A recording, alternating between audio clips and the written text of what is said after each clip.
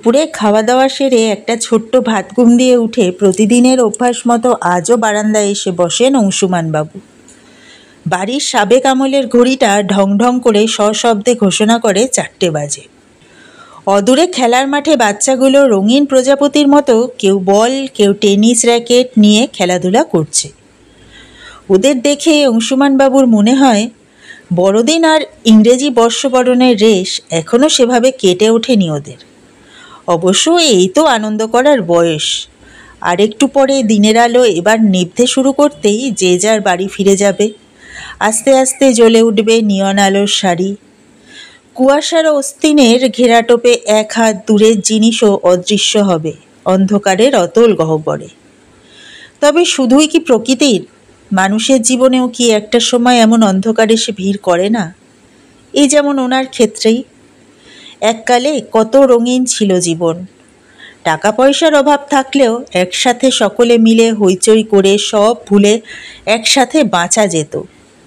কত টুকরো টুকরো সুমধুর স্মৃতির পসরা মনে এসে ভিড় করে আজ।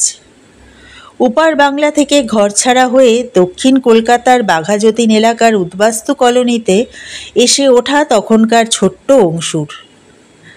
বাবা এদেশে এসে ধর্মতলায় একটা অফিসে কেরানির চাকরি জুটিয়েছিলেন। মা, বাবা আর অংশুরা 5 ভাই বোন। সব মিলিয়ে 7 জনের পেট চলত বাবার স্বল্প ওই রোজগারে। হারিকেনের আলোয় মাদুর বিছিয়ে একসাথে চলত পড়াশুনো।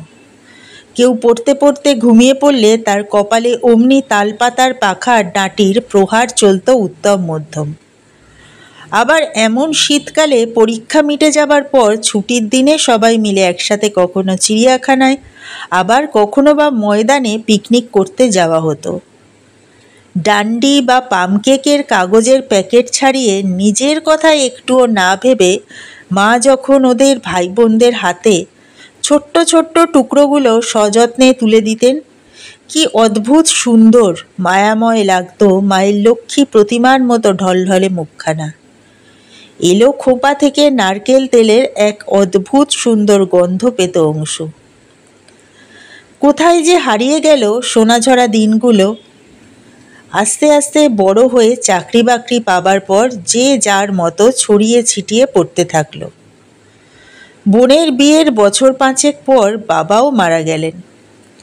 বাবার পিছু পিছু মাও চলে গেলেন তার বছর 2 পর। অংশু তখন আকাশবাণীতে কর্মরত। কত কর্মব্যস্ততার জীবন। সদ্য বিয়ে করেছেন, কত দায়িত্ববোধ। বাড়িতে স্ত্রী অমিতা, 2 যমজ সন্তান, ছেলে রুবেল আর মেয়ে রাকা। ওদের বড় করা নিয়ে কত ভাবনা। একটু বেশি রোজগারের আশায় চাকরির পর টিউশন সেরে তারপর বাড়ি ফিরতেন অংশু। অনেক খেটে খুঁটে সোনারপুর এলাকায় 3 কাঠা জমি কিনে নিজের বাড়িও করেছিলেন। অবশ্য সংসারের দিকটা পুরোটাই সামলাতেন স্ত্রী অমিতা। কোনো বাজে খরচ করতেন না অংশু। নেশার মধ্যে একটাই ছিল, সেটা হলো মাছ ধরা। আর সেই মাছ ধরার সঙ্গী ছিল পুরনো পাড়ার বন্ধু নীরেন ওরফে নীরু। ঘন্টার পর ঘন্টা ছিপ ফেলে বসে থাকতেন 2 বন্ধু মিলে ছুটির দিনে।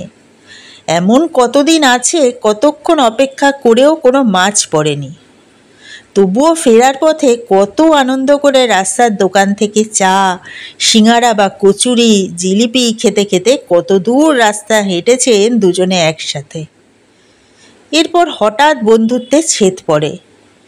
নীরেন একটা ভালো চাকরির অফার পেয়ে চলে যায় মধ্যপ্রাচ্যে। সময়ের কাঁটা বেয়ে পার হতে হতে অংশুমানের জীবন এখন শান্ত নদীর মতো। মেয়ের আকার বিয়ে হয়ে গেছে দিল্লিতে, আর ছেলে রুবেল কাজের সূত্রে ব্যাঙ্গালোর। ওদের হাবে ভাবে বোঝা যায় ওরা আর কলকাতায় ফিরতে আগ্রহী নয়, বরং আরও দূর দেশের সীমানা পেরিয়ে যেতে পারে যদি, সেটাই ওদের ইচ্ছা। অমিতাও সারাদিনের কাজ শেষে কোনোদিন স্থানীয় লাইব্রেরি যাওয়া বা আশ্রমের পুজো পাঠ নিয়ে আছে। অংশুর জীবন খালি একরাশ শূন্যতা। শীতে যেমন পাতা ঝরে চারিদিকটা ধূলিধূসর, ঠিক তেমন। যদি বন্ধু নীরেনকে খুঁজে পাওয়া যেত খুব ভালো হতো। হঠাৎ এসব ভাবতে ভাবতে মনের দুর্ভাবনার কালো মেঘের মধ্যে বিদ্যুতের রূপলি রেখার মতো উঁকি দেয় একটা মুখ। আচ্ছা, ওবেলা বাজার যাবার পথে রিকশা থেকে নামার সময় হোঁচট খেয়ে যখন উনি পড়ে যাচ্ছিলেন, সেই সময় যে ছেলেটি ওনাকে কায়দা মতো ধরে ফেলে, তার মুখটা অবিকল ওনার বন্ধু নীরেনের মতো দেখতে ছিল না? না, কোনো ভুল হচ্ছে না ওনার। স্মৃতিপটে আরও একবার ঝালিয়ে নেন মুখটা। তবে নীরেন কি করে এখানে আসবে? বাঘাযতীনেই নেই তো ওদের নিজেদের বাড়ি ছিল। তবুও একবার খোঁজ নিয়ে দেখবেন কি? কি যেন বলেছিল ছেলেটা? রেল লাইন টপকে ওই পারে ওদের বাড়ি। নাম নীলাদ্রি বসু। বেশ পরোপকারী ছেলেটা। আজকাল অনেকেই যখন বিপদ দেখে মুখ ঘুরিয়ে চলে যায়, সেখানে কেমন সুন্দর এগিয়ে এলো। বাজার শেষে আবার ওনাকে রিকশায় তুলে দিয়ে তবে বাড়ি ফিরল। ছেলেটিকে একদিন নিজের বাড়ি আসার জন্য বলেছেন অংশু, সেই সাথে নিজের কার্ডও দিয়েছেন। ওই নীলাদ্রি কি তবে নীরেনের ছেলে? পায়ের ব্যথাটা না থাকলে আজই গিয়ে খোঁজ নিতেন। একটু কমলে একদিন গিয়ে ঠিক খোঁজ নিয়ে আসবেন। এটা ওটা ভাবনার পাখা ভালোই পাল মেলেছিল। এমন সময় কলিং বেল বেজে উঠতেই অংশু শুনতে পান উদাত্ত কণ্ঠ, খুঁজে দিতে না পারলে আড়ি, আমার ব্যোমকেশ বক্সির থুড়ি, অংশুর বাড়ি। আরে, এ তো নীরেনের কণ্ঠস্বর। বহু বছর পর হলেও এই গলা কি ভোলা যায়? সাথে সাথে ভেসে আসে অংশুর গিন্নি অমিতার গলা। কই গো, দেখবে ওকে এসেছে রে, সত্যি নীরেন ঠাকুরপো, কতদিন পর দেখা হলো আবার। কোনো মতে পায়ের ব্যথা নিয়ে হলেও ড্রয়িং রুমে ছোটেন অংশু। দেখা হয় দুই বন্ধুর, জড়িয়ে ধরেন দুজন দুজনকে বুকের মাঝে। ওদের চোখে তখন খুশির জলের বন্যা বইছে। শুরু হয় কথা আর ফুলঝুরি। কিরে, তুই আবার কবে সোনারপুরে ঘাঁটি গেড়ে বসলি? ওদেশ থেকে কবে এলি? তোদের বাঘাযতীনের বাড়ির কি খবর? অংশু একের পর এক বলেই চলেন। মৃদু হেসে নীরেন বলেন, দেশে ফিরেছি বছরখানেক। পুরনো আমলের বাড়ি সারাই করার অনেক ধকল। ভাইরা তাই সকলে মিলে সিদ্ধান্ত নিলাম ওই পুরনো বাড়িটা প্রমোটারকে দিয়ে যে যার সুবিধা মতো জায়গায় ফ্ল্যাট নিয়ে নেওয়ার। তাই শহরের কোলাহল ছাড়িয়ে এদিকেই চলে এলাম। তাছাড়া তোর সাথে দেখা করার ইচ্ছেটাও মাথায় ঘুরছিল প্রতিনিয়ত। জানতাম ঠিক দেখা হবেই। আজ নীলাদ্রি ওবেলা বাড়ি ফিরে পুরো ঘটনাটা খুলে কার্ডটা দেখাতেই ভাবলাম এই অংশু তুই ছাড়া আর কেউ হতে পারে না। তখনই ঠিক করলাম সন্ধ্যাবেলা তোর বাড়ি এসে হানা দিয়ে চমকে দেব একেবারে। একদম প্রকৃত বন্ধুর মতো কাজ করেছিস। চল, আসছে রবিবার কোথাও গিয়ে মাছ ধরে আসি আগের মতো। যদিও সেই অভ্যাস আর নেই, তবু ইচ্ছেটা তো আগের মতোই আছে, অংশু বলেন। ততক্ষণে গরম গরম চা, সিঙাড়া, জিলিপি নিয়ে ঘরে ঢুকে পড়েছেন অমিতা। ওদের দুজনের কাণ্ড দেখে বলেন, সত্যি তোমরা পারো বটে দুজনে। এতদিন পর দেখা হলো দুই বন্ধুর, অমনি মাছ ধরতে ছুটবে? বরং চলো দুই পরিবার মিলে একসাথে পিকনিক করা যাক।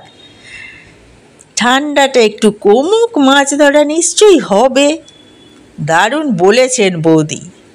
ট্রাম লাইন, ময়দান, ভিক্টোরিয়া, ঘোড়ার গাড়ি, আরও কত কিছু আছে আমার এই চেনা শহরে।